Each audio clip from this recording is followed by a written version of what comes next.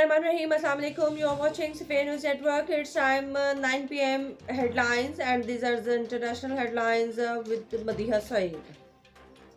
Trump impeachment. Senate says trial is constitutional and can go ahead.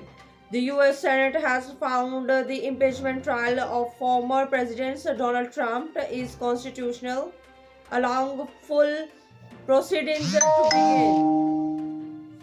Myanmar cop woman shot at protest fights for life.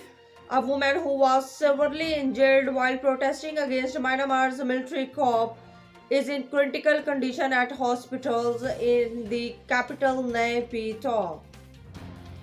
New Zealand's parliament has backed down in a dispute with Maori MP who refused to wear a tie. South Africa is considering sweeping or selling the Oxford AstraZeneca vaccines against coronavirus, the health minister says.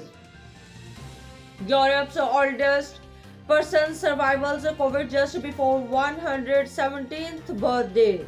A French nun who is a European oldest person has survived COVID-19 just days before her 117th birthday. The Prince of Wales and Duchess of Cornwall have received COVID-19 vaccinations clearance house.